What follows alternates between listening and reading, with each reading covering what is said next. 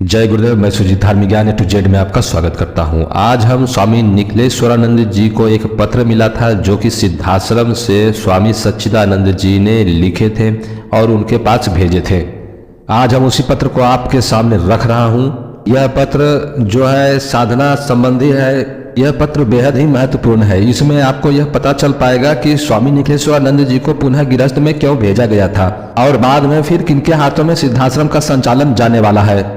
आपसे अनुरोध है कि चैनल सब्सक्राइब करें ताकि ऐसी जानकारी आप तक पहुंचती रहे और बने रहे वीडियो के अंत तक, ताकि आप समझ सके कि ब्रह्मांड के सबसे बड़े तांत्रिक स्वामी सच्चिदानंद जी का पत्र कितना रहस्यों से भरा हो सकता है। तो हम पत्र शुरू करते हैं। प्रेषक श्री सच्चिदानंद परमहंस, स्थान अज्ञात, संभवतः बद्रीनाथ के आसपास। प्राप्तकर्ता डॉक्टर लाइन दत्त श्रीमाली। विषय साधना ज्ञान। ओम तत्सत। आशीर्वाद श्री सच्चिदानंद परमहंस चिरायु परम शुभाशीषाम रसाया संतु। बाबा, तुम लोगों के मंगल के लिए परम मंगलमय के समीप प्रार्थना करता रहता हूँ। मंगलमय तुम लोगों का मंगल करे, यही मेरा इष्ट है। वस्त तुम्हारा पत्र पाकर सब अवगत हुआ। बस जो कुछ तुम बाहर देखने का प्रयत्न कर रहे हो वह अपने अंतर में देखो, क्योंकि अंतर का प्रकाश महाकाश को प्रकाशित और ज्योतित करता है।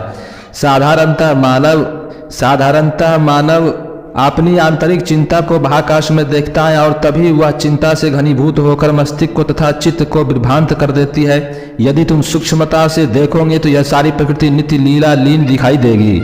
अंतर के प्रकाश के द्वारा ही तुम बाह्य प्रकृति से आभ्यंतरिक मूल को देख सकते हो और मन में प्रकाश का पवित्रता का सूक्ष्म बिंदु भी होता है। तो यह सूक्ष्म बिंदु जगत शक्ति के प्रकाश से मिलकर मन को शुद्ध और चित्त से परिष्कृत कर देता है। सर्वव्यापी शक्ति को यदि हम अभ्यंतर में स्थापित करें तभी यह अपने अंदर के प्रकाश को बाह्य प्रकाश से मिलने में समर्थ हो सकते हैं। महाशक्ति का ज्ञान अंतर बाह्य को एकाकार करने में समर्थ होता है। अंतर की पवित्रता से ही महामाया विशुद्ध भाव का चिंतन हो सकता है। तत्स हेतु जिस ज्ञान का उदय होता है वही अखंड प्रकाश तथा उज्ज्वल तेज कहा जाता है। इसी उज्ज्वल तेज के प्रभाव से मन, पाप, ज्वाला, यंत्रणा, वेदना, अर्थ शक्ति आदि तिरोहित हो सकती है और इसके बाद ही चित्त शुद्ध होकर परिष्कृत हो पाता है। ऐसा होने के पर ही चित्त में अंगूठे के सदृश जगत शक्ति प्रकाश उदित होता है और प्रकाश हमारे जीवन को ऊंचा उठाने में समर्थ होता है। फलस्वरूप मानव बाह्य व्यापार को भूल जाता है और इस स्थूल जगत को अपने आप को हटाकर सूक्ष्म जगत में प्रवेश करने का अधिकारी बन जाता है। विज्ञान के द्वारा स्थूल की उपासना हो ही पाती है। तब तक सूक्ष्म का चिंतन नहीं होगा जब तक हमारा सारा व्यापार निष्क्रिय है, क्योंकि विज्ञान के द्वारा जो भी उपासना होती है वह स्थूल ही होती है। सूक्ष्म की उपासना चित्त वृत्तियों का निषेध करने पर ही संभव है। उसके लिए कलुषित और संतप्त चित्त को परे हटाकर निर्मल चित्त की अवधारणा करनी चाहिए। महाशून्य में जब महाशक्ति का आलोक संचारित होता है उस समय निर्मल चित्त वाला ही उस प्रकाश को, आलोक को, रहस्य को समझ पाता है, क्योंकि इस प्रकार के रहस्य को समझने की जो भाषा है वो अलिखित है। विश्व में जो शक्तिभूत है उसके मूल में यही शक्ति कार्य करती है जो कि आदि, मध्य और अंतिम है। विषयों को इसी प्रकाश धूतिमान होता है। उसकी शक्ति संकुचित होने पर भी यह विश्व संकीर्ण होता है और धीरे धीरे आसुरी शक्तियों का उदय होता है। जीवन में पूर्णता प्राप्त करने के लिए इन आसुरी वृत्तियों का त्याग आवश्यक है। यह परम ब्रह्ममयी सत्ता पूरे विश्व में नाना प्रकार के खेल खेलती है। यही सारा सुख, दुख, हानि, लाभ, आशा, निराशा, पुत्र, पिता, भाई, बहन, स्वयं सेवक, सेव्य आदि को ऐसा लेकर एक ऐसा खेल खेल रही है जिसको समझना सुगम नहीं। भ्रमवश हम इसे अनुभव करते हैं, परंतु इसका इस प्रकार आलोचना बुद्धिहीनता का प्रमाण है, क्योंकि जीव, आत्मा, स्वरूप, सूक्ष्म, स्थूल आदि सभी इसी महाशक्ति माँ की नित्य लीला है। जब तक इस लीला को समझने का प्रयास नहीं करोगे तब तक तुम्हारा चित्र विभ्रम और उद्विग्न रहेगा। अंगीभूत पुत्र और शिष्य में कोई अंतर नहीं होता। जो वात्सल्य गृहस्थ में माँ के द्वारा अंगीभूत पुत्र को प्राप्त होता है, संन्यास में वही वात्सल्य गुरु के द्वारा शिष्य में प्रवाहित होता है। तुम्हारा निर्णय एक विशेष उद्देश्य के लिए लेकर माँ जगत जननी ने योग शक्ति के माध्यम से किया था। मैं तो केवल उस आधार शक्ति के प्रकाश का सूक्ष्म कण हूँ। जो कुछ होता है, जो कुछ हुआ है, यह सब उसी आधार शक्ति के भ्रू संकेत से ही हुआ है। तुम्हारा जन्म सामान्य मानव के रूप में जन्म लेकर समाप्त होने के लिए नहीं हुआ है, अपितु तुम्हारी रचना एक विशेष उद्देश्य के लिए लेकर हुआ है। तुम्हारा मेरे पास आना, मेरा तुम्हें अंगीभूत करना, यह सब नित्य उस लीला विहारिणी की ही एक लीला है। सूक्ष्म रूप में तुम भी उसी प्रकाश का एक कण हो जिस प्रकाश का कण मेरा आविर्भाव है, परंतु तुम्हें अपने पास खींचना और एक विशेष प्रकाश से तुम्हारा निर्माण करना एक विशेष उद्देश्य से प्रेरित है। जिस प्रकार कुंभकार मिट्टी के लौंदे को चोट देकर एक विशेष रूप से निर्मित करता है, उस कुंभाकार को एक निश्चित उद्देश्य होता है और उस उद्देश्य के प्रेरित होकर वह मिट्टी को हाथ लगाता है और तीव्र घात से उसका स्वरूप निर्माण करता है। तुम्हारा मेरे पास आना और मेरे द्वारा आघात दे देकर एक विशेष रूप में तुम्हारा निर्माण करना यह निश्चित उद्देश्य को लेकर था। उस उद्देश्य वह शक्ति ही जानती है कि मुझे तो केवल उसकी आज्ञा का पालन करना है, इसलिए तुम्हारे प्रति एक विशेष उत्तरदायित्व अपने चित्त पर अनुभव करता हूँ। और उस यहाँ तब तक यह बाबा शांत नहीं होगा जब तक तुम अपने लक्ष्य पर पहुँच नहीं जाओगे। मेरे मन में मोह नहीं है, अपितु वात्सल्य का भाव अवश्य है, क्योंकि मैंने तुम्हारा पालन उसी रूप में किया जिस प्रकार एक माँ अपने नवजात वत्स का करती है। मेरे संपर्क में रहने पर तुम्हें जरूरत से ज्यादा यातना और कष्ट सहन करना पड़ा, परंतु यह सब कुछ इसलिए आवश्यक था कि मेरे निर्माण में किसी प्रकार की कोई न्यूनता ना रहे। तुम्हारे पत्र से जो भी भावना स्फुटित होती है वह मोह है, क्योंकि सूक्ष्मता में यदि तुम प्रवेश करोगे तो देखोगे कि वहाँ ना पत्नी है, ना पुत्र है, ना माँ है, ना बाप है, ना गुरु है, ना शिष्य है, सभी एक ही अंश अलग अलग कण है, जिनका अपने आप में पृथक अस्तित्व होते हुए भी पृथक अस्तित्व नहीं है। वे अलग अलग होते हुए भी एक है, क्योंकि इन सब का निर्माण उसी माँ आधाशक्ति के बिंदु ज्योति बिंदु से हुआ है। इसलिए मेरे समीप आने और मेरे साथ रहने की जो इच्छा तुमने व्यक्त की थी वह तुम्हारा मोह ही तो है। वह मोह उस शक्ति को प्रकाश तथा देह विकास में किया हुआ विकास के क्रिया संयोग से जन्म होता है। जब तक इस प्रकार के शत्रु द्वेष दंभ मोह शरीर स्थित मानवीय भावों का आकर्षण विकर्षण संघर्ष भूत रहेंगे तब तक पिंड छुड़ाना संभव नहीं है। इसलिए यह प्रकाश बिंदु जगत जननी माँ के गोद में रहते हुए शत्रुओं को आकृष्ट करता रहता है और इन शत्रुओं से कुसंगत चित्त वेदना भागी होता है। परंतु पुत्र इस प्रकार वेदना भागी होने से जीवन के क्षणों का मूल्य नहीं समझ सकोगे।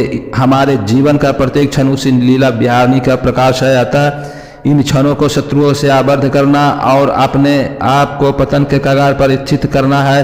तुम्हें आशाहीन होने की आवश्यकता नहीं है। तुम सब कुछ होते हुए भी बाबा देह रूप में है। इस देह रूप में होने पर कभी कभी शत्रुओं का आघात सहन करना ही पड़ता है, इसलिए तुम्हारे प्रति मोह की व्याप्ति हो जाती है। यद्यपि मैं अपने असत से तुम्हें अलग नहीं देखता हूँ, क्योंकि तुम शिष्य के रूप में मेरे ही अंगीभूत हो और तुम्हारे जीवन का प्रत्येक कार्य मेरे ही उद्देश्य पूर्ति में सहायक है। नित्य लीला विहारिणी के कार्य में व्याघात डालने का पाप भोगी मैं स्वयं अपने आप को समझता हूँ। तुम्हारे जीवन का निर्माण गृहस्थ रूप में होते हुए भी संन्यास रूप में था। पूर्व जन्म में तुम मुझसे पूर्णता अंगीकृत रहे हो। मेरे ही अंग से तुम्हारे शिष्य तत्व का निर्माण हुआ था और आदि रूप से प्रारंभ कर अंतिम क्षण तक प्रवाहमान तथा तुम्हारा वैराग्य जीवन प्रवाहित रहा था। परंतु मैं तुम्हें इस बात को समझाता हूँ कि संन्यास जीवन एकांकी जीवन है। आज आवश्यकता समाज को चैतन्य करने की है। आधा शक्ति की माँ क्रियाओं का भौतिक जगत और स्थल व्यापारों में संघर्ष की वजह से पाप क्रोध छल धोखा असंतोष विग्रह आदि आसुरी प्रवृत्तियां व्याप्त होने लगी है और धीरे धीरे इस भू पर आसुरी वृत्तियों का विकास बढ़ता जा रहा है। ऐसे समय में एकांत भोगी होने पर जीवन का निर्माण का पूर्ण उद्देश्य अपूर्ण रह जाएगा। इस समय आवश्यकता इस बात की है कि स्थूल व्यापार में संलग्न मानव को ही सही रास्ता दिखाने के लिए प्रयत्न किया जाए। आधा प्रकाश को पुनः स्थापित किया जाए, जिस प्रकार भूतल पर दया करुणा प्रेम की अमृत वर्षा हो सके। इसके लिए उन कणों को के समान ही अपने कण को बताना आवश्यक है। जब तक उसके शरीर से बनकर कार्य नहीं किया जाएगा, उनके बीच रहकर अपनी भावनाओं को व्यक्त नहीं किया जाएगा, तब तक इस कार्य को पूर्णतः संभव नहीं है। तुम्हारे जीवन में तंतु भोगमय और ना होकर योगमय ही रहे, परंतु फिर भी मुझे उस जगत जननी माँ के संकेत से तुम्हें पुनः गृहस्थ में प्रवेश देने की कठोर आज्ञा देनी पड़ी। यद्यपि वस्तु इससे तुम्हारे चित्त पर कठोर आघात लगा था, फिर भी ऐसा करने की प्रकृति के मूल धर्मों के अनुरूप है, इसलिए तुम्हें ऐसा करने के लिए बाध्य होना पड़ा था। इस समय पृथ्वी के जिस प्रकार की भावनाएं प्रवाहित है वे आसुरी वृत्तियों का द्योतक है। ये वृत्तियां स्थूल में गम्य है, सूक्ष्मता की तरफ वृत्तियों का निरोध हो गया है। जब तक इन आसुरी वृत्तियों की पराजय नहीं होती है तब तक दैविक वृत्तियों का अभ्युदय संभव नहीं है। इन दैविक वृत्तियों का अभ्युदय के लिए ही तुम्हें पुनः गृहस्थ में भेजने की इच्छा माँ की रही है। इसलिए मैंने तुम्हें यहाँ से रवाना होते हुए तुम्हें कहा था कि इस विश्व में कमलवत रहना है। आसुरी वृत्तियाँ का प्रहार होने पर भी तुम्हें क्षमाशील बने रहना है। जिस समय चारों ओर पाप वृत्तियों का अंधकार व्याप्त हो उस समय एक छोटे से दीपक में स्वमेव प्रकाशित बनाए रखना। अपने अत्यधिक जीवट की आवश्यकता अनुभव होगी, इसलिए मेरे सैकड़ों शिष्यों के होते हुए भी इस कार्य के लिए मात्र तुम्हारा ही चयन करना पड़ा। मैंने तुमसे माँ के योग क्षेम से जीवट की भावना बलवती देखी है। मैंने तुम्हें दिव्य गुणों के परिमार्जन की भावना अनुभव की है। प्रतिकूल परिस्थितियों में अपने आप को अडिग बनाए रखने की क्षमता का साहस देखा है। इसलिए इस कार्य के लिए तुम्हारा जीवन चयन करना है और इसी हेतु तुम्हें पुनः गृहस्थ धर्म में भेजने के लिए कृत संकल्प होना पड़ा है। गृहस्थ ने विश्व जननी अपरिवर्तनीय नियमों तथा क्रिया संयोग से उत्पन्न द्वेषादि प्रवृत्तियों का विकास और मोहादि भावनाओं का परिमार्जन स्वाभाविक है, परंतु तुम्हें अपनी पूर्व श्रृंखला को स्मरण रखना है। तुम्हारे पूर्व जीवन सन्यासी रूप में विकसित हुए हैं, इसलिए इस जीवन में भी सन्यासी वृत्तियों का विकास तुम्हारे जीवन का स्वाभाविक रूप से हो रहा है, परंतु फिर भी तुम्हें गृहस्थ धर्म का पालन उसी रूप में करना है जिस रूप में आधाशक्ति माँ की लीला विचरण करती है। फलस्वरूप मोह आदि वृत्तियां तुम पर हावी होने का प्रयास करेगी। चारों तरफ से जिस प्रकार से आसुरी वृत्तियां तुम पर प्रहार कर रही है मैं अनुभव कर रहा हूँ। तुम्हें फिर अपने कर्तव्य पथ से च्युत नहीं होना है। इन वृत्तियों के बीच रहते हुए भी अपने आप को निर्लिप्त और निर्माल्य बनाए रखना है। मोहादि वृत्तियों के बीच में अपने आप को तटस्थ भाव रखते हुए बनाए रखना है। और तुम्हारे संन्यास जीवन की कसौटी है। गृहस्थ जीवन में संन्यास जीवन को विकसित करना कठिन कसौटी है। जिस प्रकार से मैंने तुम्हारा निर्माण किया है उस रूप में देखने पर मुझे विश्वास है कि तुम इस कसौटी पर खरे उतरोगे। वत्स, तुमने अपने पत्र में चित्त की चंचलता का आभास दिया है। तुम्हारा चित्त गृहस्थ से हटकर मेरे पास आने का व्याकुल है, ऐसा तुमने व्यक्त किया है, परंतु तुम्हें यह नहीं भूलना चाहिए बाबा ने जिस कष्टदायक सूलों में तुमको फेंका है उसके पीछे एक अभिष्ट है। जब तक वह अभिष्ट प्राप्त नहीं हो जाता तब तक तुम्हें उन छीन सूलों को संघर्ष करना है। गृहस्थ जीवन में उसे नित्य लीला विहारनी का एक कौतुक है और तुम्हें इस गृहस्थ को इसी रूप में देखना है। इसके मूल में जाकर जब तुम देखोगे तो दृष्टिगोचर नहीं होता। वहाँ पत्नी पुत्र माँ आदि का बंधन नहीं है, वहाँ सर्वात्म भाव है, एकात्म भाव है, उदय है। तुम्हें इसी मूल भाव से गृहस्थ को देखना है।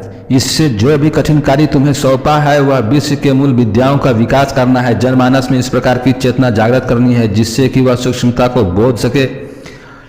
बोध कर सके। स्थूलता में निम्नता है जो उन्हें परे हटाकर सूक्ष्मता का दर्शन करना है। यह कार्य मंत्रों के माध्यम से संभव है। ज्योतिष तंत्र आदि इसी के अंगीभूत हैं। अतः इन सारी विद्याओं की लेखनी के माध्यम से, बाबा के माध्यम से, विचारों और भावनाओं के माध्यम से व्यक्त करना है। इस लुप्त होती हुई विद्याओं को पुनः जीवित करना है जिससे कि इस पृथ्वी पर तल से इन विद्याओं का लोप न हो जाए। यह कार्य संन्यास में रहकर संभव नहीं है। यदि गृहस्थ लोगों के बीच कार्य करना है तो गृहस्थ के रूप में रहकर ही संभव है। इसलिए इस जीवन में तुम्हें गृहस्थ में प्रवेश देने के लिए मुझे बाध्य होना पड़ा। तुम्हारे मन में यह दृढ़ संकल्प बना रहना चाहिए कि तुम तभी अपने जीवन की पूर्णता का अनुभव कर सकोगे जब तुम इन विद्याओं को पुनः पल्लवित पुष्पित कर सकोगे। बाबा, निराश होने का कोई कारण नहीं है। यदि तुम्हारा और मेरा स्थूल देह संपर्क नहीं होता तो आशाहीन होने का क्या कारण है? क्या तुम मुझे देखते नहीं हो? क्या तुम मुझसे संपृक्त नहीं हो? क्या जीवन और आत्मा का परस्पर संबंध नहीं नित्य इस प्रकार क्रियाकलाप होता है? फिर इस उद्याग्नि को क्यों है यह उद्याग्नि? जो कुछ कार्य तुम्हें सौंपा है उस कार्य बिना एक क्षण भी नष्ट किए करते रहना है। जिस दिन मैं समझूंगा तुम्हारा कार्य संपन्न हो गया उसी दिन उसी क्षण मैं तुम्हें अपने पास बुला लूंगा। तो यह तुम्हारे चित्त का विभ्रम है कि तुम माँ योग माया के प्रकाश कणों को अलग अलग रूप से देख रहे हो, क्योंकि तुम्हारी पत्नी उसी योग माया प्रकाश का एक कण, एक बिंदु है। वह आधा शक्ति के रूप का एक उसकी योग माया का सूक्ष्म कण है। अतः उसके द्वारा संन्यास जीवन के लिए प्रेरित करना उसी योग माया की इच्छा का संकेत है। तुम सब उसी नित्य लीला विहारिणी के संकेत से संभव हुए हो। उनका संन्यास भी इस तरह भेजने इस प्रकार के बात का पर्याय है। तुम्हारा जीवन मूलतः संन्यास के लिए रहा। यह योग माया भू विलास का संकेत था जो कि तुम्हारी पत्नी के माध्यम से व्यक्त हुआ। मैंने तुम्हें पुनः उसी प्रकाश कण के पास भेजने का उपकरण किया है जिस प्रकाश कण से छिटक कर तुम मेरे पास आए थे। इसलिए इस गृहस्थ में भी तुम्हें योग का हित दर्शन करने हैं। यह भी अपने आप में योगाभ्यास के एक कसौटी है।